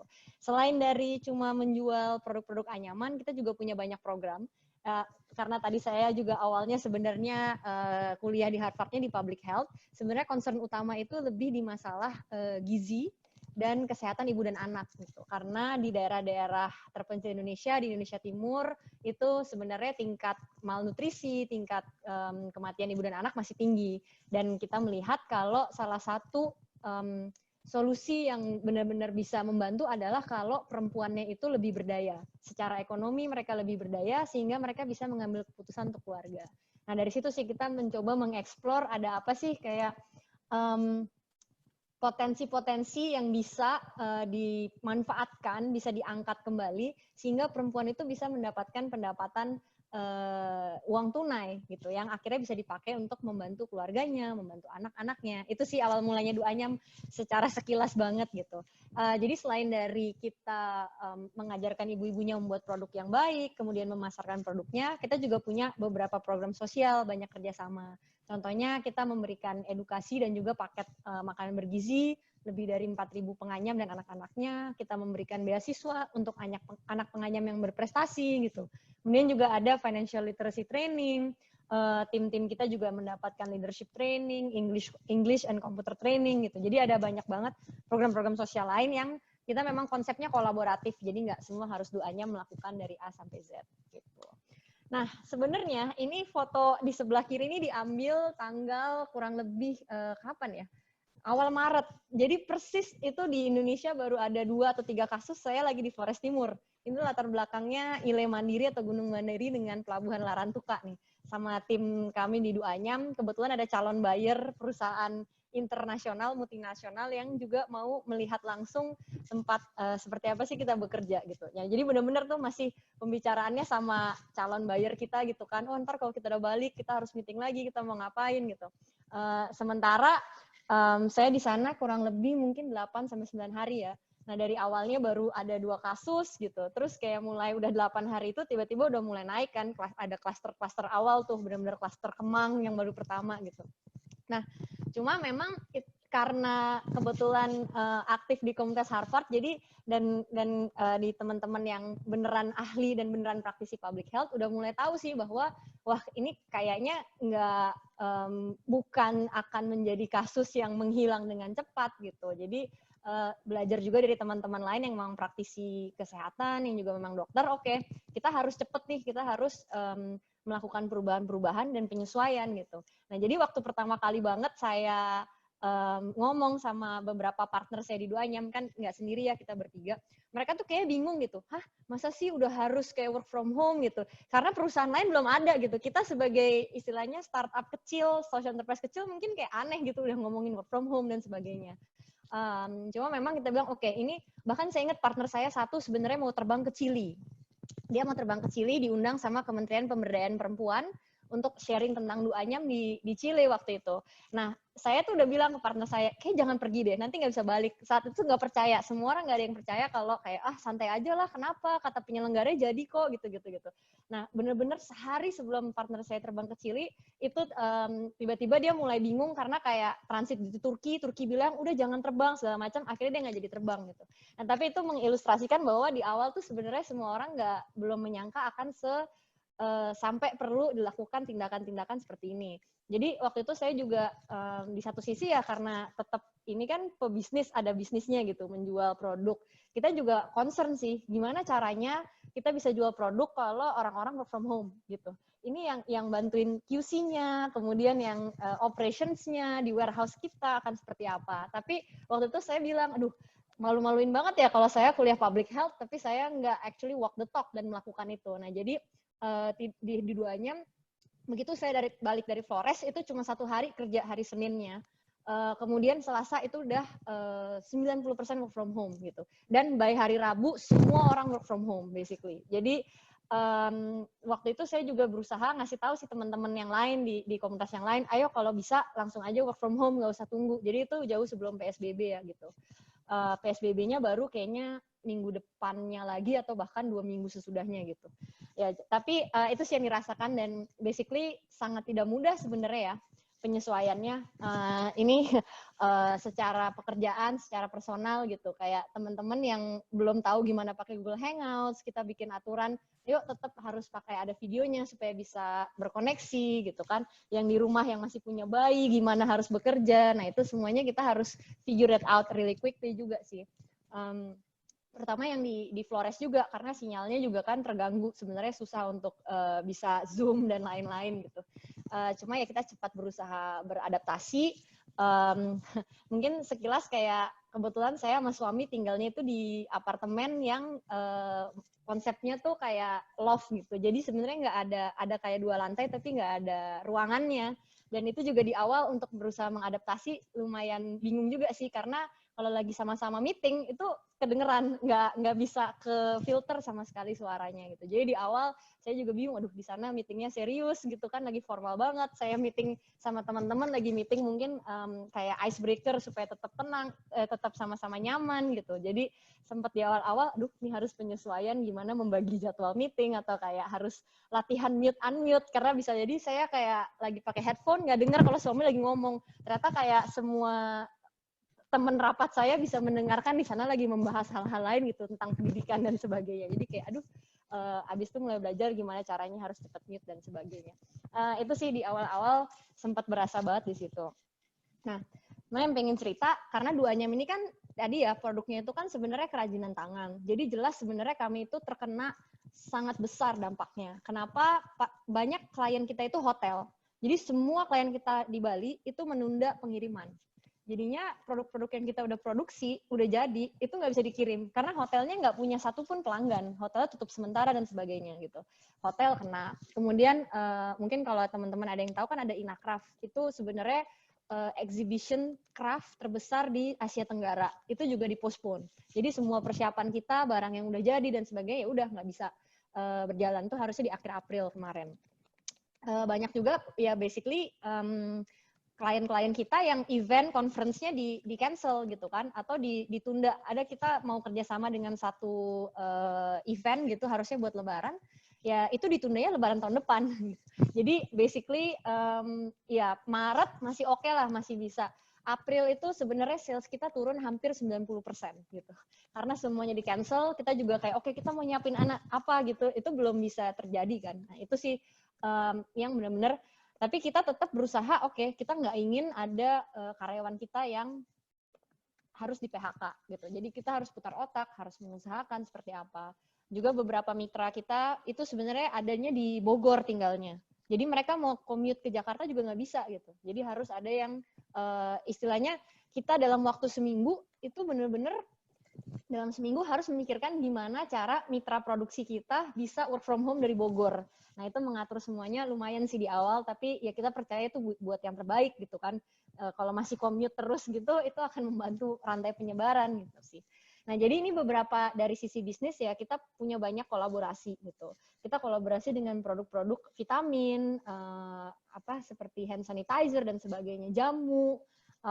Kemudian ada kolaborasi juga untuk hampers Lebaran gitu. Nah jadi kita harus putar otak karena yang tadinya untuk hotel dan untuk event souvenir itu nggak bisa jalan, apa nih yang harus kita lakukan gitu. Jadi kita bikin paket peduli COVID dan sebagainya.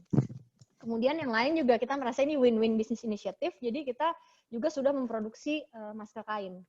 Nah sebenarnya poin yang cukup menarik adalah gini, kan Duanyam kerja dengan 1.200 penganyam di Flores, tapi kita juga punya partner UKM-UKM, home-based industry yang menjadi mitra produksi kita.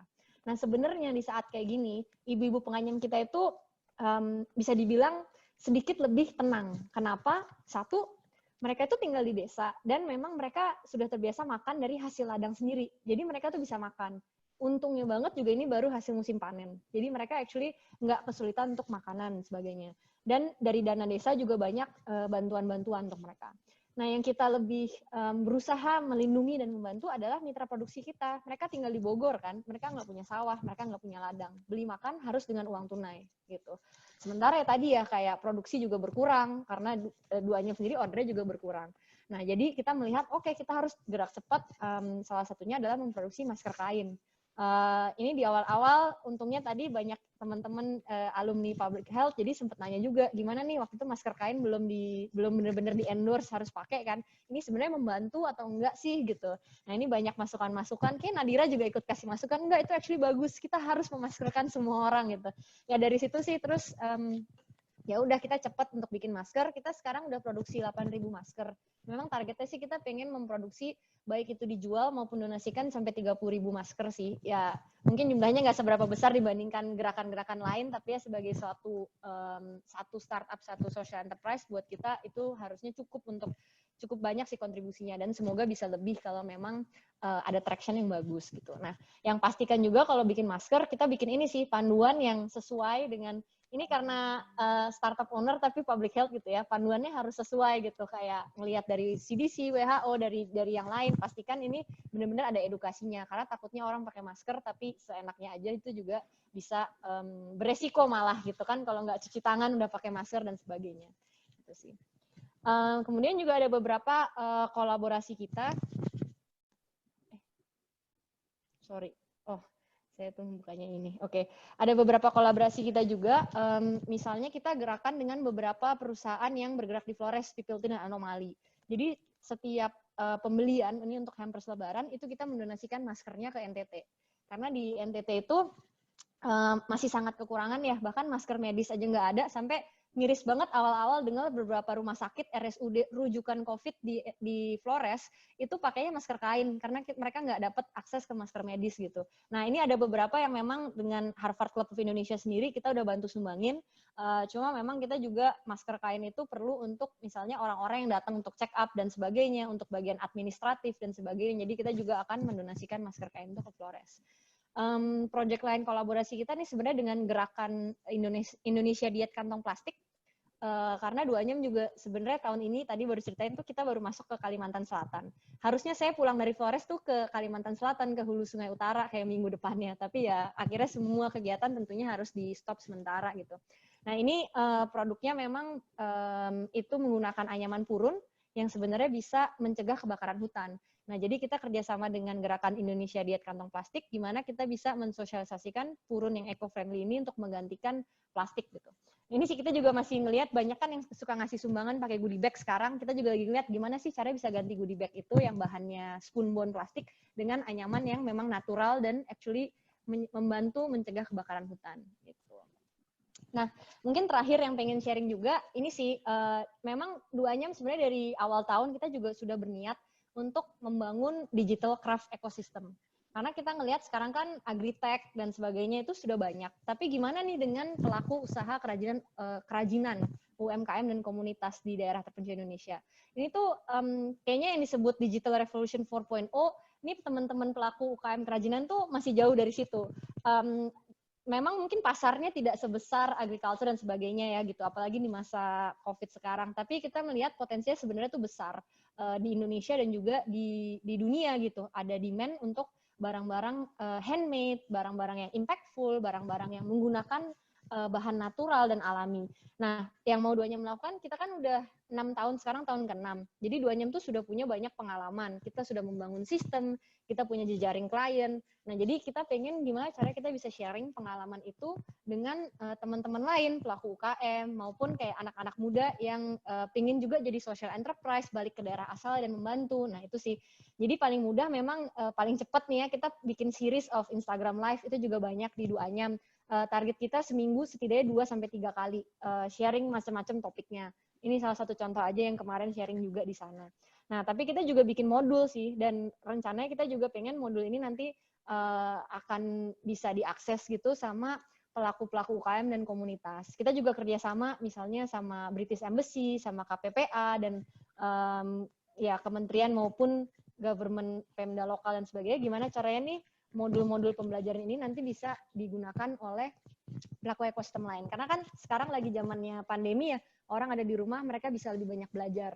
Nah ini sih kita sharing pembelajaran dan kita berikan tools dan sistem supaya pelaku-pelaku UKM lain yang mungkin sekarang lagi sedikit menurun ordernya, mereka bisa siap-siap nih benahin rumahnya, benahin dapurnya, supaya begitu nanti ekonomi kembali mulai bergerak perlahan-lahan, mereka sudah siap untuk bisa menjawab demand tadi.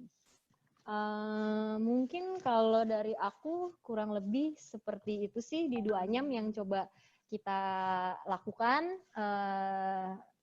Gitu ya Pak Dhani, mungkin nanti kalau misalnya ada pertanyaan bisa aku bantu jawab juga. Oke, terima kasih banyak Mbak Ayu ya. Kita masih punya waktu sekitar 35 menit. Sudah ada berapa pertanyaan ya, question and answer. Saya coba merangkum dulu pertanyaannya. Banyak sekali pertanyaan buat Mbak Nadira, terutama pertanyaan adalah bagaimana cara masuk ke Harvard, ada banyak cerita itu. Ada juga pertanyaan buat Pak Nasir, bagaimana caranya bergabung dengan satu pena, apakah satu pena khusus untuk alumni Harvard.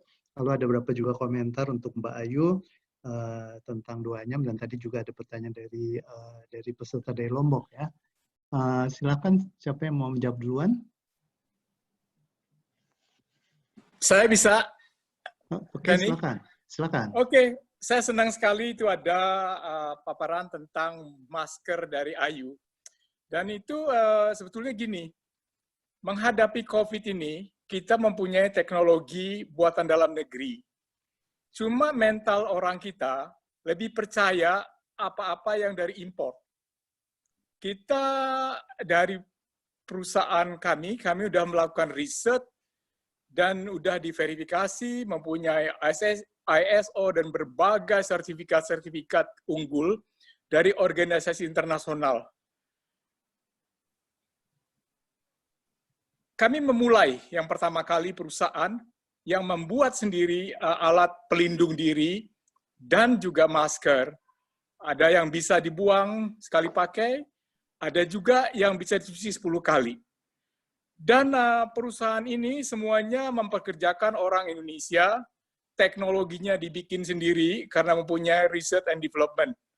Dan ternyata sesudah berapa bulan kami memproduksi produk-produk itu, banyak yang bilang bahwa ternyata produk Indonesia nggak kalah dengan produk luar negeri dan lebih bagus.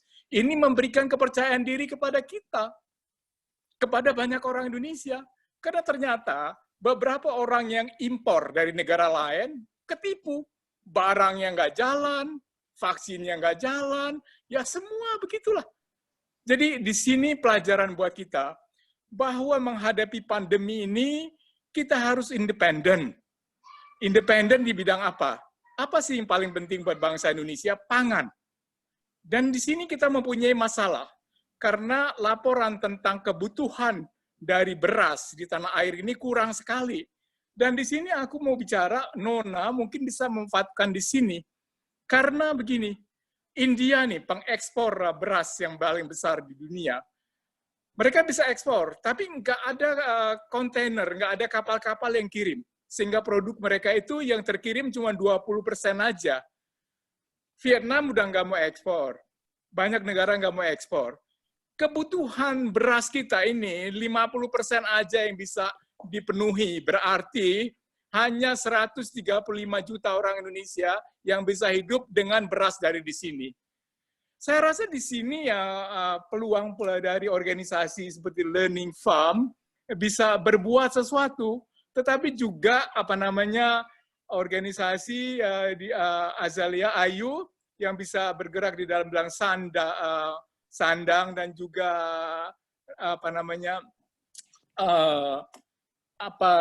bukan rajutan ya, itu anyaman kayak gitu, bisa berbuat sesuatu.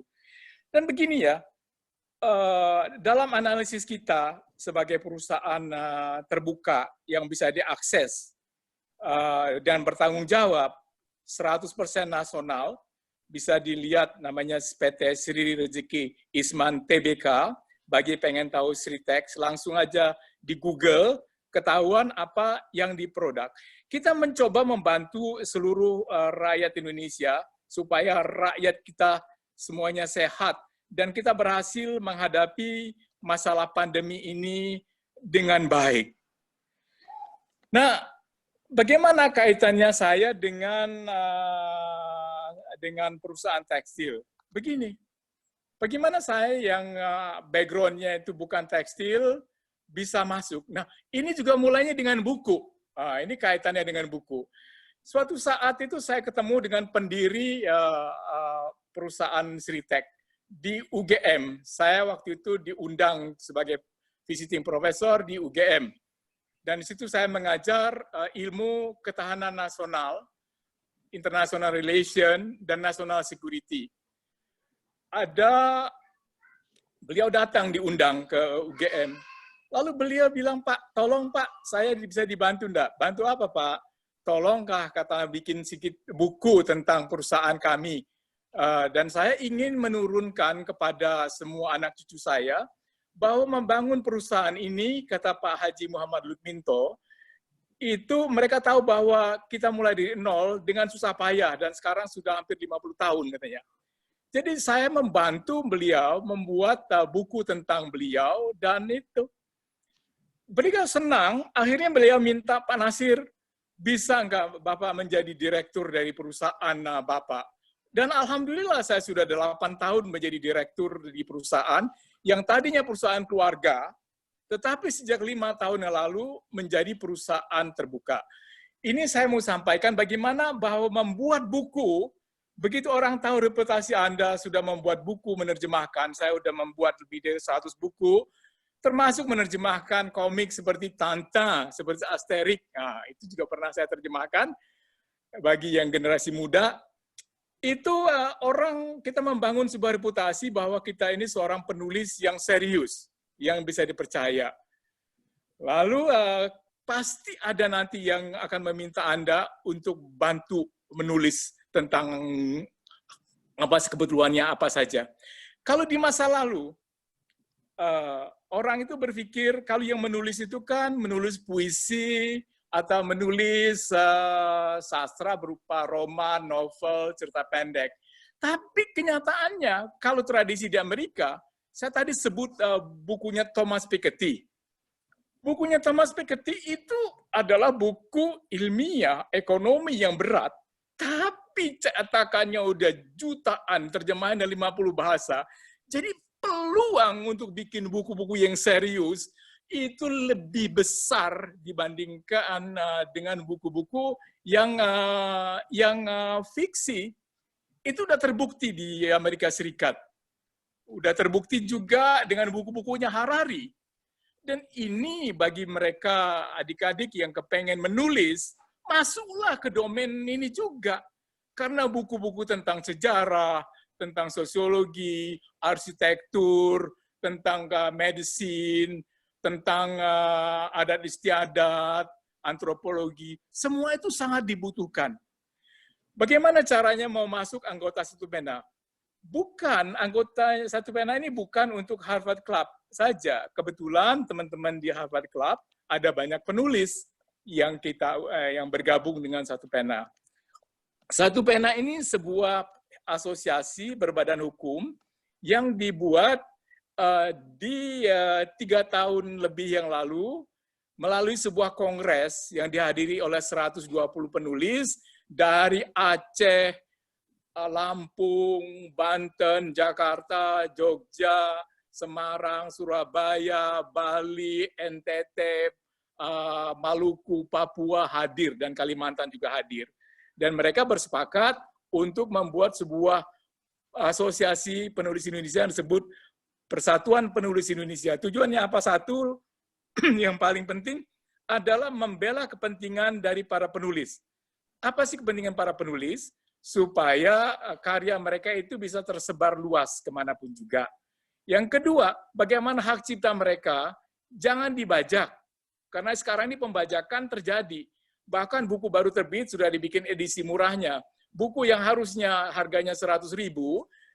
Nah, di sini ada masalah dengan kita punya marketplace, Blibli, Shopee, segala macam itu masih menjual buku-buku bajakan. Buku-buku bajakan dijual 15.000, 20.000. Nah, ini yang jadi masalah. Jadi bukunya Pak Pramudia, bukunya Dilan itu, begitu bukunya Dilan terbit, buku itu harusnya harganya 80.000 sampai 10.000, yang harga 10.000, 50.000 itu bukan hanya dijual di Blok M, tapi dijual di shopping di Jogja, tempat-tempat banyak bajakan, tetapi juga masih di marketplace yang seharusnya tidak melakukan hal begitu.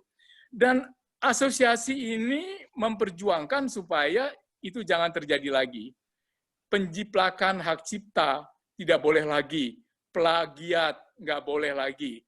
Lalu apa yang kita lakukan? Melakukan training dan juga pendidikan.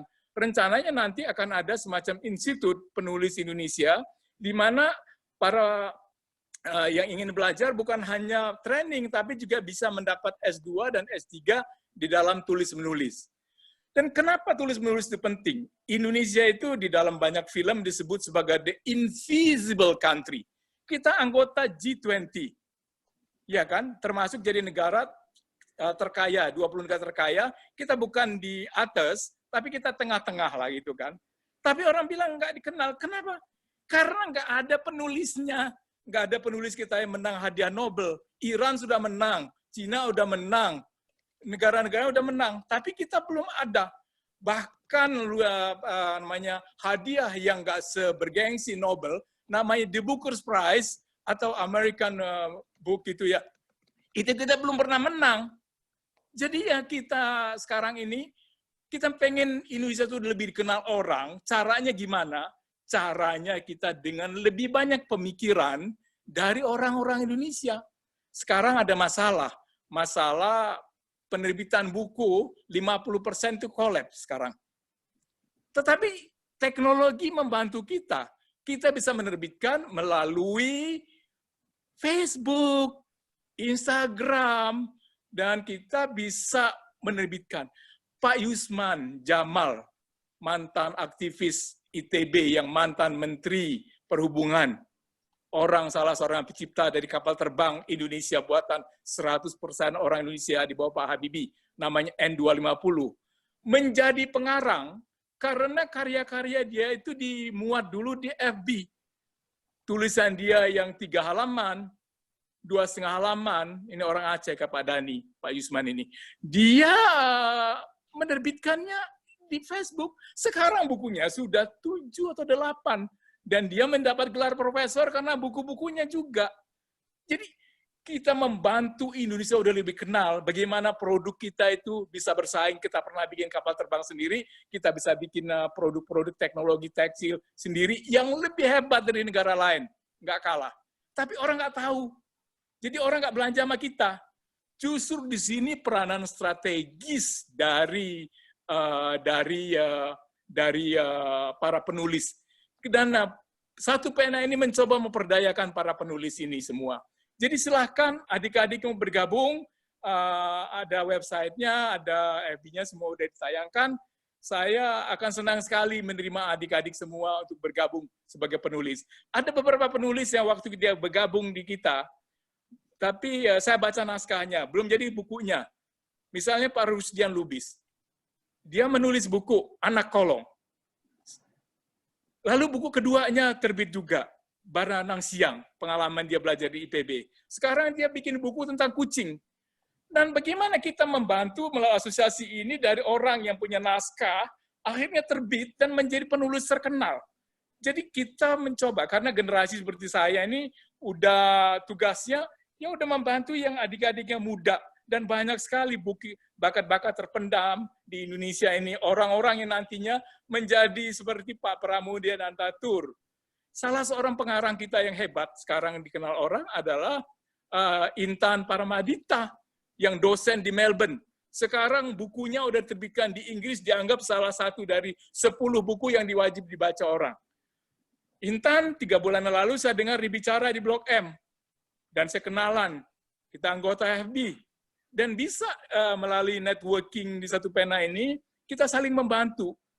Jadi ya kita perlu orang seperti Mohtar Lubis, orang seperti Buya Hamka, orang seperti Dewi Lestari, yang muda-muda juga, Sutarzi Kaljumbahri, orang seperti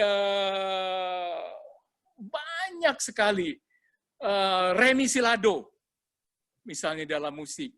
Oke, Pak Nasir, maaf saya harus potong sebentar karena masih banyak. Terima kasih banyak, Dani. Terima kasih banyak. Intinya yang dikatakan Pak Nasir buat semua peserta, buat kita semua adalah banyaklah menulis ya, karena di Indonesia kita sangat menulis bukan suatu kebiasaan, sangat kekurangan ya.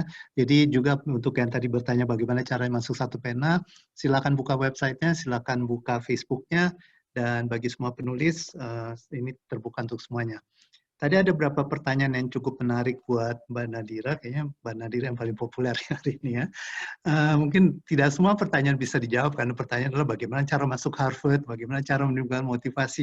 Tapi buat saya yang mungkin yang paling menarik pertanyaannya tadi adalah kenapa memilih Global Health sebagai major, apakah kelas online itu efektif? Terus tadi ada pertanyaan juga menarik, apakah ada program bioethics? Itu tadi pertanyaan dari seorang mahasiswa Pascasarjana UGM. By the way, Pak Nasir juga adalah dosen di Sekolah Pascasarjana UGM ya. Betul. Silakan, Mbak Nadira. Terima kasih Pak Dani, dan makasih pertanyaannya dari teman-teman.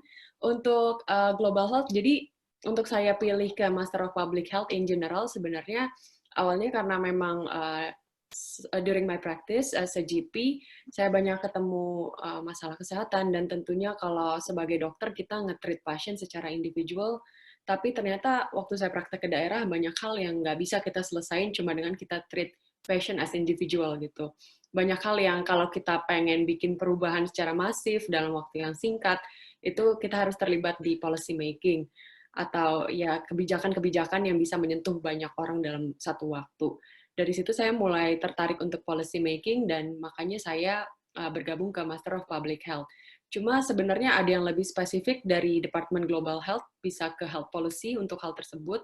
Tapi untuk saat ini karena saya masih mau mengeksplor banyak departemen di public health dan global health. Ini termasuk bidang yang sangat general. Saya bisa belajar epidemiologi, bisa belajar health policy, dan juga misalnya leadership di NGO dan lain-lain. Makanya saya picknya global health akhirnya. Nah, tadi ada pertanyaan juga untuk kelas online apakah efektif. Nah, untuk saya sih kebetulan memang saya tinggal 2 bulan studi, kurang lebih tinggal 1,5 bulan studi, sisanya yang online. Jadi sejauh ini sih sangat efektif. Mungkin agak sulit di awal karena masih adjusting, apalagi saya ngelakuin online itu dari rumah di Indonesia, bukan di Boston, jadi banyak terdistract gitu, termasuk dari soal waktu. Saya harus bangun tengah malam, harus kadang jam 2 pagi, sampai akhirnya dikasih excuse untuk dengerin recording aja, nggak perlu attend live session.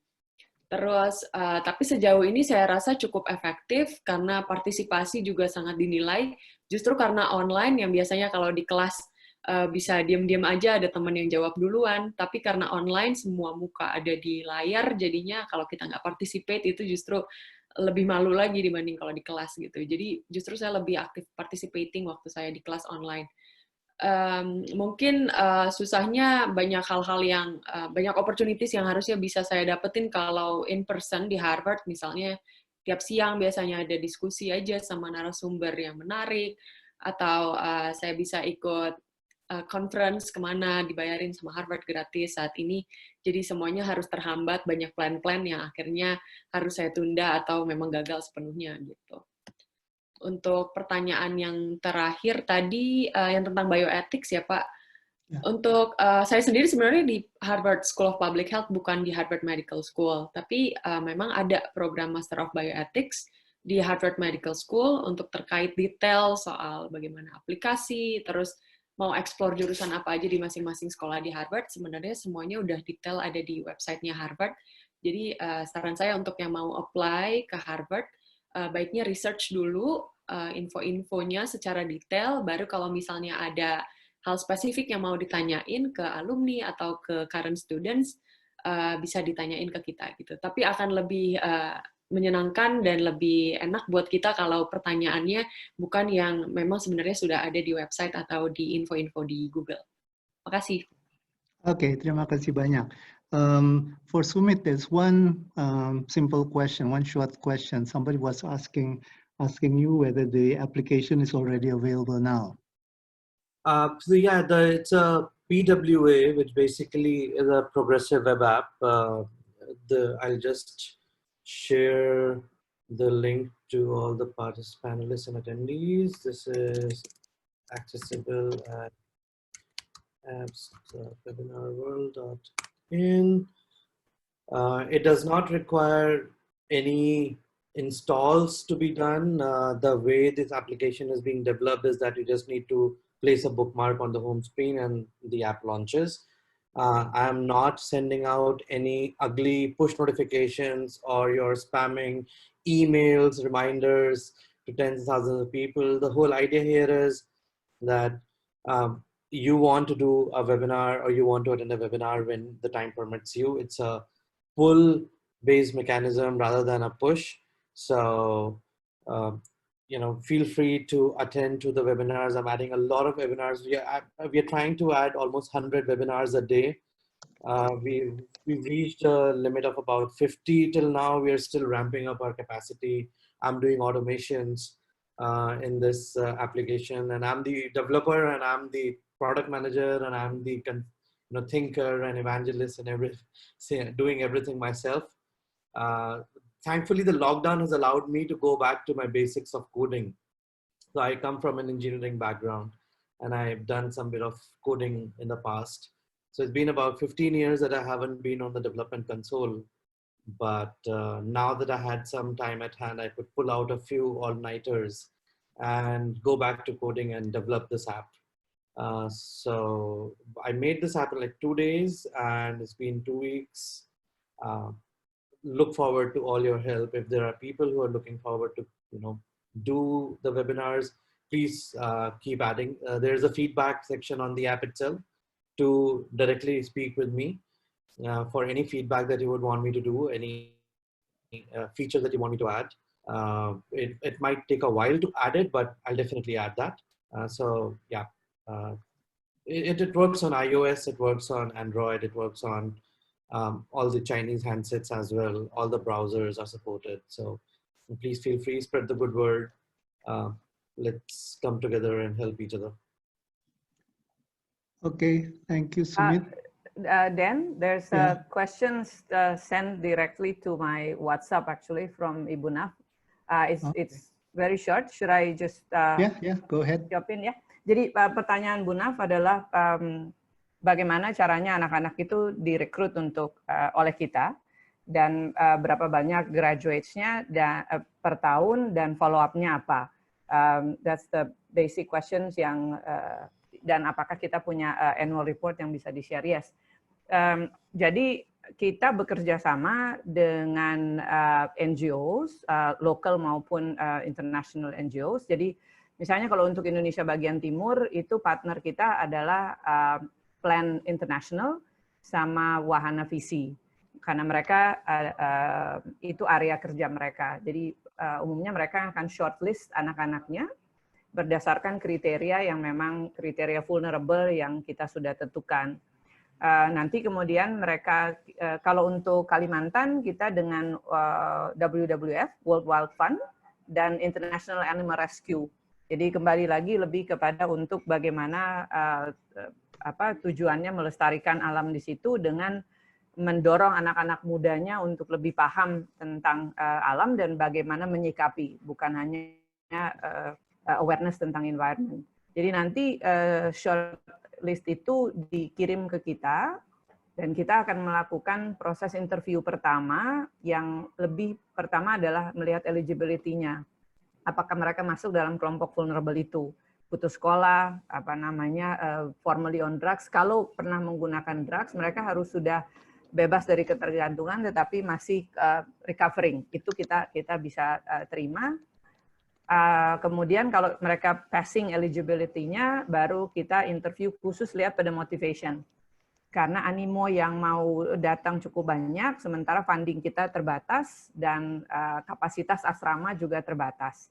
Kapasitas kita itu untuk satu cycle itu hanya 40 untuk basic program dan 15-20 untuk advanced program. Jadi total kapasitas asrama kita hanya untuk 60 orang. Jadi itu harus kita balance di situ. Follow up-nya seperti apa? Kita punya alumni, semacam alumni association juga gitu, yang kita bagi atas cluster. Jadi cluster Indonesia bagian Barat, Indonesia Tengah, dan Indonesia Timur. Di dalamnya mereka punya sub lagi dan memang lebih terhubung secara virtual, tetapi they're supporting each other dan from time to time juga kalau memerlukan assistance dari kita juga bisa melakukan kelas-kelas jauh. Umumnya pertanyaan-pertanyaan yang sifatnya sangat applicable untuk situasi di situ. Salah satu contohnya yang baru 2 hari lalu kita lakukan itu teman-teman di Timur Tengah Selatan dengan kondisi air yang terbatas dan sebagainya, apakah ada teknik-teknik lain yang bisa dibantu, jadi dripping teknik dan sebagainya. Jadi itu menjawab pertanyaan Bu Naf. Dan apakah kita punya annual report? Ya, kita punya annual report di mana kita juga melaporkan laporan keuangan kita laporan keuangan kita juga diaudit oleh external auditor, jadi kita laporkan di situ. Jadi accountability sangat penting untuk kita, transparansi itu di situ. Kalau mau akses annual report kita bisa diakses lewat website kita www.thelearningfarm.com, satu kata. Itu sama mungkin sedikit saja mau taken dari apa yang tadi disampaikan oleh Pak Nasir. Memang ini kalau kita bicara sustainable livelihood kan Pak Nasir, dan specifically dalam situasi seperti ini, di mana memang komunitas-komunitas itu harus didorong untuk mampu menghasilkan untuk mereka sendiri. Jadi ini berbagai di dalam annual report kita biasanya yang kita muat adalah bagaimana cerita anak-anak kita ini melakukan hal itu dengan komunitas di sekitarnya. Jadi 30-40% memang masuk ke dunia kerja formal, tetapi sisanya itu adalah mereka yang memang bekerja secara sporadik, simultan di berbagai area. Yang lebih localized misalnya juga ada anak-anak kita memang dikirim dari pesantren. Mereka pulang ke pesantren, mereka mengembangkan perkebunan di pesantren dan kemudian komunitas yang di sekitar pesantren. Yang saat ini ada dari kami juga dari Flores itu doing it dengan komunitas gereja Katolik di Ruteng. Itu juga akan kemudian mengembangkan perkebunan masyarakat dengan pendekatan-pendekatan teknologi yang dalam tanda petik lebih modern tetapi applicable. Jadi balik lagi bagaimana bukan cuman persoalan organik atau non-organik, tapi kalau kita bicara kelestarian alam, tapi juga ketidaktergantungan tadi. Kalau yang non-organik masih menggunakan pupuk dan segala macam, yang umumnya adalah imported. Nah, anak-anak kita didik untuk tidak melakukan itu. You have the resources around you. Daun bambu aja itu bisa menjadi bagian dari membuat kompos misalnya. Nah, ini yang kita harapkan virus yang lebih positif ini yang disebarkan oleh anak-anak ini begitu mereka pulang. Nah, follow up-nya itu lebih kepada alumni discussions. Jadi mereka akan saling mengisi untuk bagaimana mensupport satu sama lain based on cluster. Karena tantangan tanah di Papua berbeda dengan tanah yang ada di Maluku. Maluku pun Ambon dan Seram itu juga sudah agak berbeda. NTT, Flores lebih subur, lebih punya water resources ketimbang Timor misalnya. TTS, TTU itu daerah yang cukup kering. Nah, ini anak-anak ini kita dididik untuk bagaimana melihat alam sebagai bagian dari solusi, bukan alam menjadi bagian dari menjadi bagian persoalan, tetapi bagaimana melihat tantangan alam itu bisa kemudian menjadi solusi dari apa yang bisa mereka lakukan bersama-sama dengan komunitas sekitar. Mungkin dari situ dari saya itu, Dan. Thank you. Oke, terima kasih banyak Nona. Saya tahu banyak sekali pertanyaan yang masuk ya, yang tidak mungkin bisa dijawab semuanya, apalagi waktu kita tinggal 7 menit ya. Tadi banyak pertanyaan juga, misalnya bagaimana cara mulai startup, bagaimana win-win business initiative.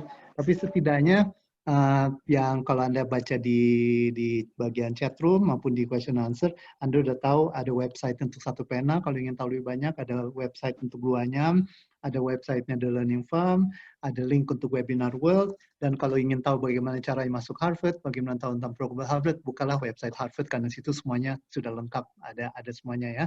Nah, jadi dengan terpaksa saya mengajukan pertanyaan yang terakhir, dan pertanyaan cukup menarik dari salah satu peserta adalah, apakah ada saran bagaimana caranya survive di tengah pandemi?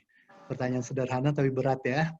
Kalau bisa, setiap panelis tolong menjawab dengan kalimat singkat saja. Sumit, there is one question to end this webinar. Do you have any suggestions how to survive in the midst of this pandemic? Yeah, so I'm asking all the panelists to give a short, quick answer. I know this is a difficult question, but let's try it. Yeah, so we'll start alphabetical order. Mbak Ayu, silakan. Yeah, thank you, Mas Dani. Very good question. Buat saya ini kayak ada beberapa karakter atau mindset ya. Pertama, realistis tapi tetap optimis. Realistis dengan sekarang seperti apa, tapi kita optimis karena kedepannya akan pasti akan ada bounce back lagi, atau ada new normal di mana kita bisa tahu di mana peran kita di dalam new normal tadi. Tapi yang kedua adalah kita harus sabar, dalam artian menerima sekarang situasi seperti ini, tapi kita harus agile. Apalagi terutama untuk mungkin yang punya startup atau yang punya bisnis ya, agile dalam artian tadi, oke, ada inisiatif apa aja, kita cepet coba. Sekarang mungkin coba dengan social media, nggak terlalu mahal, bisa testing dulu. Agile coba-coba, kalau nggak jalan, oke, nggak apa-apa, karena resource-nya belum besar, tapi move on to the next idea. Cuma secara overall, sabar, waiting out this period. Semakin kita di rumah, semakin kita mencegah penularan, ya semakin cepat juga situasi bisa balik ke lebih normal seperti sebelumnya, bisa keluar dan sebagainya.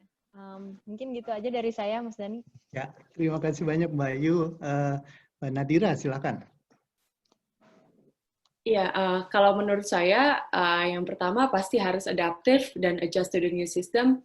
Jadi menurut saya yang akan survive adalah orang-orang yang memang dengan kita punya badai yang sama, jadi ini semua menerpa semua orang, bukan cuma beberapa orang aja. Jadi yang akan survive adalah orang yang memang bisa adjust ke the new normal ini gitu. Kalau memang ada bisnis, berarti harus bisa adjust bisnis model ke yang cocok untuk era digital sekarang.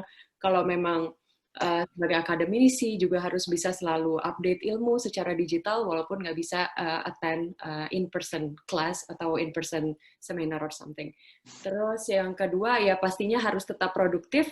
Jangan sampai kondisi kita di rumah aja bikin kita jadi demotivasi dan akhirnya jadi terus-terusan dragging kita ke arah ke jadi manusia jauh lebih tidak produktif dibanding sebelumnya. Oke, terima kasih banyak. Berikutnya, Bung Nasir, silakan. Saya rasa kita harus percaya pada sains. Di sini kan ada debat yang besar, apakah sains atau agama.